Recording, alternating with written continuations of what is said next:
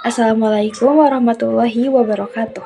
Perkenalkan, nama saya Meliani Durhanda dari Pendidikan Fisika kelas B dengan NIM 2308245 dari Universitas Pendidikan Indonesia.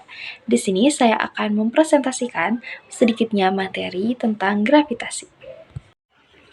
Baik, sebelum memulai pembahasan, di sini saya menyajikan sebuah ilustrasi bagaimana planet-planet di luar angkasa bergerak mengelilingi matahari. Nah, sebelumnya mari kita simak terlebih dahulu ilustrasinya. Nah, jadi bisa kita lihat pada ilustrasi tersebut digambarkan bagaimana planet-planet di luar angkasa bergerak mengelilingi matahari. Dan mungkin setelah kita melihat ilustrasi tadi, akan muncul beberapa pertanyaan di benak kita. Di antaranya seperti bagaimana bentuk lintasan yang dilalui oleh planet-planet tersebut selama mengelilingi matahari. Atau bagaimana planet-planet tersebut bergerak mengelilingi matahari. Nah, untuk lebih jelasnya, kita akan membahas tentang hukum Kepler. Nah, untuk yang belum tahu apa itu hukum Kepler, kita akan bahas di slide selanjutnya. Jadi, apa hukum Kepler itu? Jadi, hukum Kepler itu merupakan ketiga hukum yang menjelaskan tentang pergerakan planet-planet di luar angkasa. Nah, hukum ini ditemukan oleh ahli matematika dan astronomi yang bernama Johannes Kepler pada tahun 1571 sampai 1630. Nah, fotonya bisa kita lihat di sebelah kanan layar. Nah, hukum ini juga menjelaskan mengenai pergerakan antara dua benda yang saling mengorbit. Lalu, bagaimana bunyi dari hukum Kepler tersebut? Nah, jadi hukum Kepler ini terdiri dari 3 hukum. Hukum yang pertama itu berbunyi semua planet bergerak dalam orbit elips dengan matahari di salah satu titik fokusnya.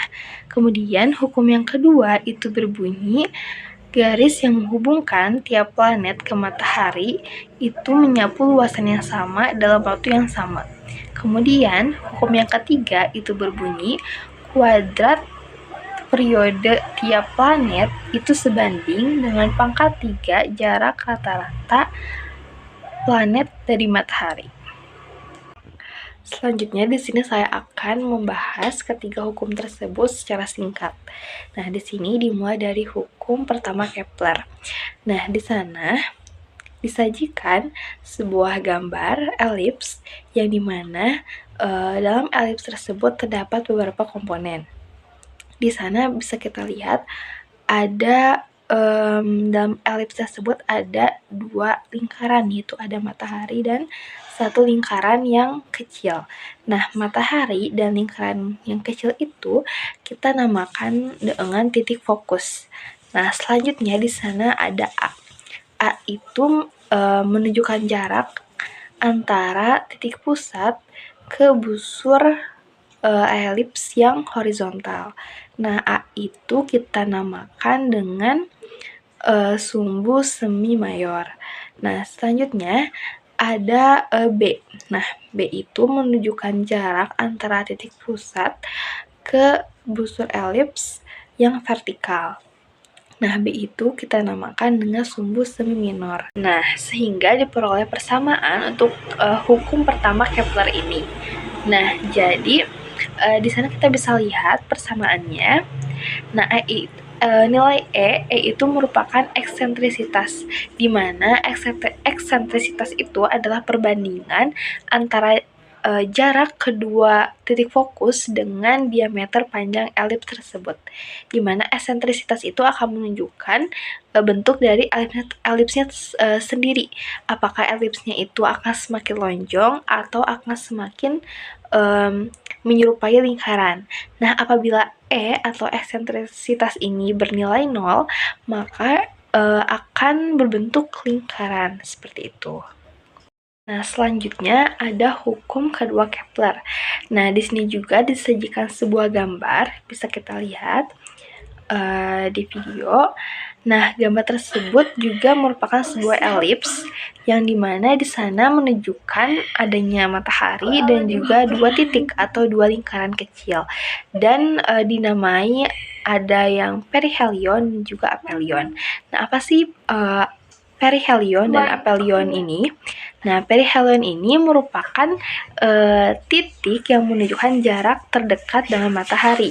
Nah, sedangkan aphelion itu merupakan titik yang menunjukkan jarak terjauh dengan matahari. Nah, selain itu, sebuah planet juga akan lebih cepat bergerak ketika dia lebih dekat jaraknya dengan matahari. Untuk selanjutnya, di sini ada hukum ketiga Kepler. Untuk gambarnya bisa kita lihat di layar. Jadi, hukum ketiga Kepler ini menghubungkan periode tiap planet dengan jarak rata-ratanya ke matahari yang sama dengan sumbu semi mayor lintasan elipsnya. Sehingga pada hukum ketiga Kepler ini peroleh persamaan T kuadrat sama dengan CR pangkat 3, di mana T ini merupakan periode untuk setiap planet itu berevolusi, dan R di sini adalah jarak rata-ratanya dengan matahari, dan untuk C merupakan konstanta yang bernilai sama untuk semua planet. Nah, jadi itu pembahasan kita seputar hukum Kepler.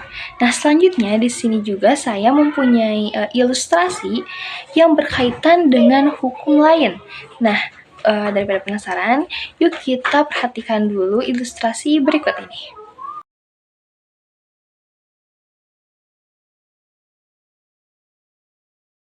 Nah, kita sudah melihat ya bagaimana ilustrasi tersebut menggambarkan sebuah apel yang jatuh ke tanah dan mengenai seseorang yang sedang membaca buku. Nah, lalu muncul nih pertanyaan di benak kita bahwa kenapa sih apel itu jatuh ke bawah, ke tanah gitu. Kenapa jatuhnya itu selalu ke bawah dan tidak ke atas? Jadi, peristiwa buah apel yang jatuh ke tanah itu diakibatkan oleh adanya gaya gravitasi. Nah, jadi apa sih itu gaya gravitasi? Jadi, gaya gravitasi ini merupakan ilmu dalam fisika yang membahas mengenai gaya tarik-menarik antara kedua benda yang memiliki massa. Temuan pertama yang merumuskan mengenai gaya gravitasi ini adalah Isaac Newton. Jadi menjelang akhir abad ke-17, Newton menemukan hukum gravitasi yang menjadi jawaban atas pertanyaan mengapa benda selalu jatuh ke bawah. Kemudian, bagaimana bunyi dari hukum gravitasi Newton tersebut? Jadi, hukum gravitasi Newton itu berbunyi, gaya gravitasi antara kedua benda merupakan gaya tarik-menarik antara kedua benda yang besarannya itu berbanding lurus dengan massa benda dan berbanding terbalik dengan kuadrat jarak antara kedua benda tersebut. Lalu bagaimana persamaan untuk gaya gravitasi ini? Nah, jadi persamaannya itu bisa kita lihat dari gambar yang ada di layar, yaitu di sana terdapat dua buah benda yang bermassa M1 dan M2 yang berjarak R. Nah, di mana kedua benda ini itu melakukan gaya sebesar F.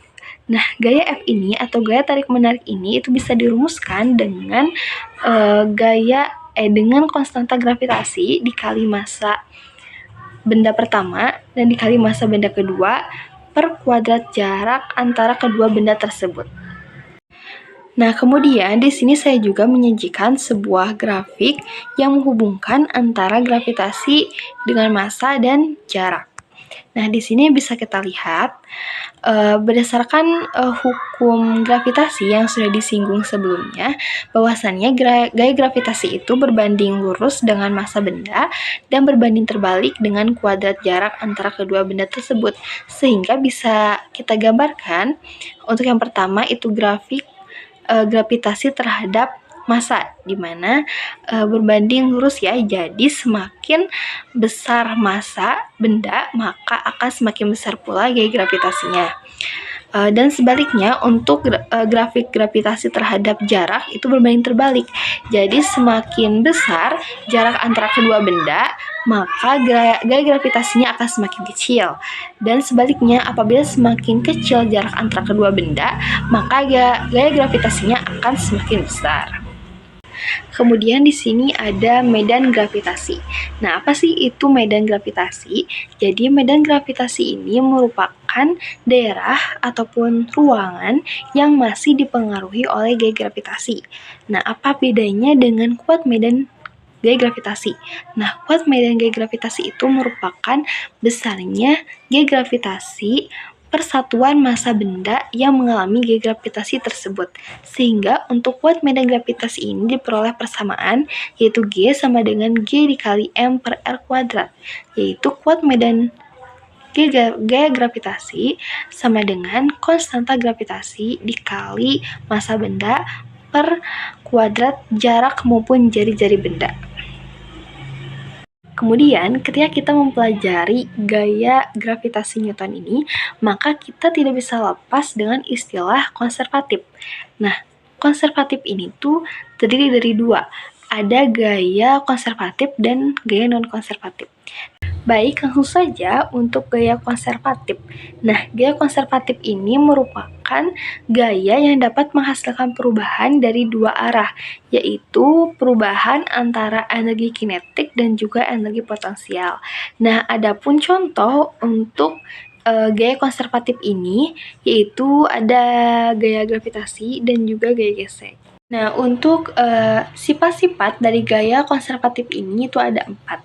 Bisa kita lihat di layar, yaitu yang pertama, selalu bisa dinyatakan sebagai perbedaan antara nilai akhir dan juga nilai awal dari fungsi energi potensial.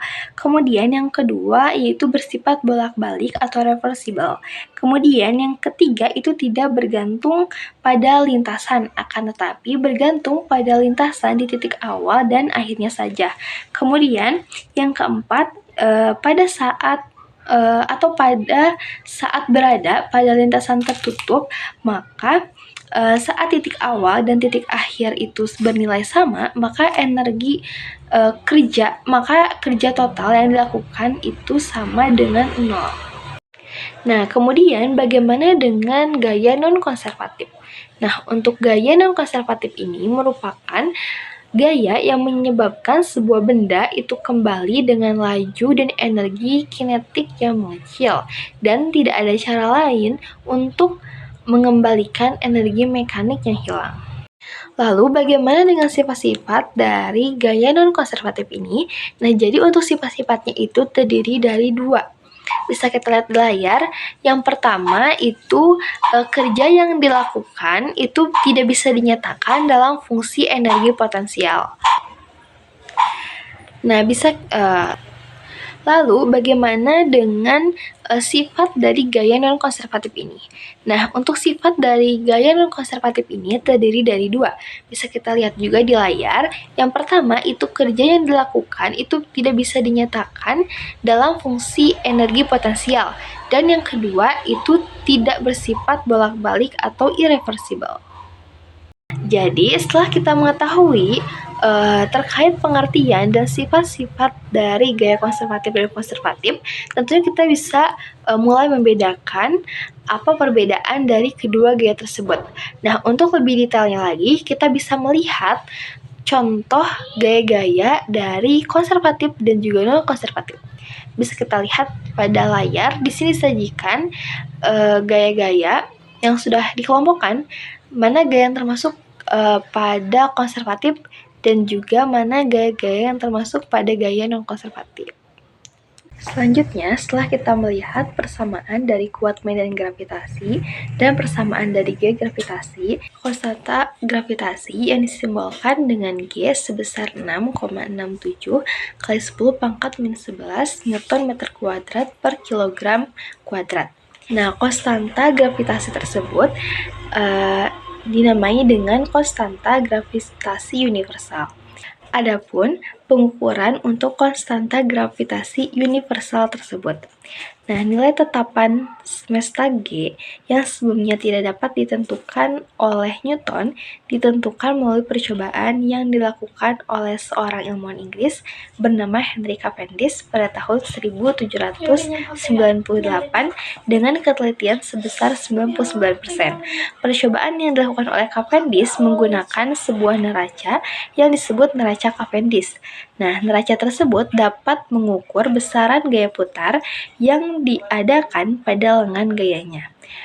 Nah, kemudian di sini akan disajikan gambar sketsa dari peralatan Cavendish yang digunakan untuk mengukur gaya gravitasi antara dua benda kecil.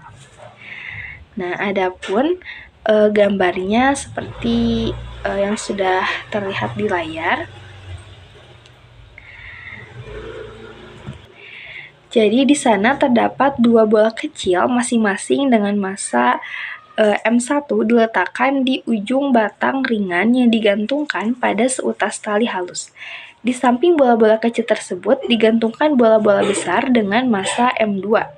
Apabila tali penggantung massa M1 itu diputar dengan sudut sebesar θ dan besar M2, M1 serta jarak antara kedua massa itu diketahui besarnya, maka G dapat dihitung.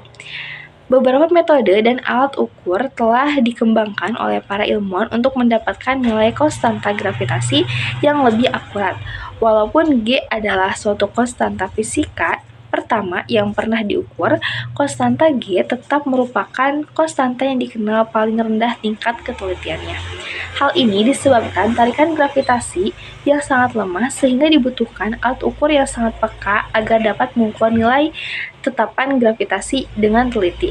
Hingga saat ini, nilai konstanta gravitasi universal G yang didapatkan oleh Cavendish yaitu sebesar 6,67 kali 10 pangkat -11 Newton meter kuadrat per kilogram kuadrat.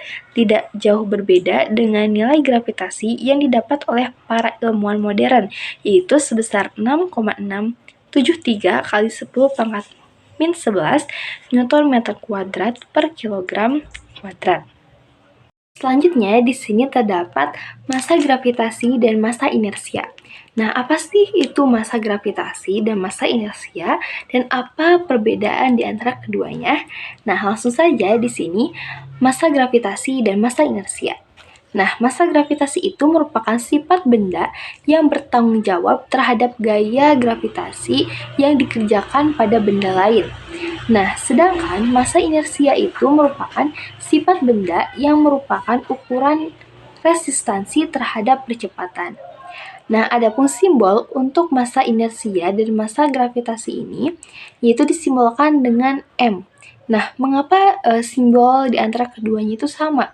Nah, dikarenakan secara eksperimen massa gravitasi dan massa inersia benda adalah sama. Nah, selanjutnya ada sifat unik di antara kedua massa ini. Nah, apa sifat unik itu? Nah, jadi massa inersia ini ternyata sebanding dengan massa gravitasi pada suatu benda. Nah, selanjutnya bagaimana perbandingan antara massa gravitasi dan massa inersia? Nah, jadi pembandingan awal yang paling tepat tentang massa gravitasi dan massa inersia telah dilakukan oleh Newton lewat eksperimen yang menggunakan bandul sederhana. Nah, Newton mampu menetapkan ekivalensi antara massa gravitasi dan massa inersia sampai ketelitian sekitar 1/1000. Eksperimen yang membandingkan massa gravitasi dan massa inersia telah membaik secara mantap selama bertahun-tahun itu. Nah, ekivalensinya sekarang ditetapkan sekitar 1/10⁻²². Jadi, ekivalensi massa gravitasi dan massa inersia adalah satu yang terbaik yang ditetapkan dari semua hukum fisika. Selanjutnya, dalam ilmu fisika itu terdapat kecepatan lepas atau yang dikenal dengan istilah lepas dari bumi. Nah, kecepatan lepas sendiri adalah kecepatan ketika energi kinetis dan energi potensial gravitasi suatu objek adalah 0. Inilah kecepatan yang dibutuhkan untuk terlepas dari medan gravitasi tanpa dorongan lebih lanjut. Untuk benda bulat simetris, adapun kecepatan lepasnya dapat dihitung menggunakan rumus yaitu kecepatan lepas sama dengan akar dari 2 dikali konstanta gravitasi dikali massa per jari-jari atau R, yaitu sama dengan akar 2G R² per R, seperti itu. Nah, kemudian selanjutnya di sini ada energi potensial gravitasi. Nah, energi potensial gravitasi dapat dianggap dengan 0 nilainya di permukaan bumi. Artinya, energi potensial gravitasi suatu benda dapat dianggap sebanding dengan ketinggiannya di atas permukaan bumi. Dan secara lebih sederhana, hal ini dapat dinyatakan sebagai ketinggian di atas permukaan tanah. Maka diperoleh persamaan, yaitu V sama dengan energi potensial per massa sama dengan min G M kali M per R. Kemudian, jika energi total sebuah benda yang berputar itu lebih kecil dari 0, maka benda terikat dan lintasannya adalah elips. Jika energi total lebih besar dari atau sama dengan 0, maka benda tidak terikat dan lintasannya adalah parabola untuk energi 0 dan hiperbola untuk energi positif. Dan yang terakhir itu ada medan gravitasi pada kulit bola dan bola pical. Medan gravitasi kulit bola yang uniform di luar kulit itu sama dengan jika semua massa kulit dikonsentrasikan di pusatnya. Medan di dalam kulit adalah 0. Hasil ini diperoleh secara langsung dari hukum gravitasi Newton melalui integrasi.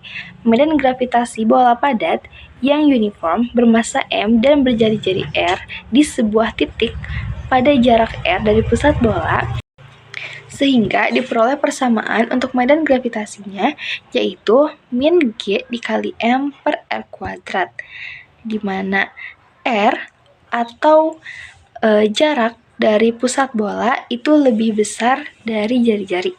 Dan medan gravitasi itu sama dengan min G dikali M per R pangkat 3 dikali R jika jarak dari pusat bola itu lebih kecil dari jari-jari pada bola. Mungkin cukup sekian materi mengenai gravitasi yang dapat saya sampaikan. Adapun referensi yang saya gunakan untuk melengkapi materi pada presentasi kali ini bisa dilihat pada layar. Mungkin cukup sekian, kurang lebihnya mohon dimaafkan. Terima kasih atas perhatiannya. Wassalamualaikum warahmatullahi wabarakatuh.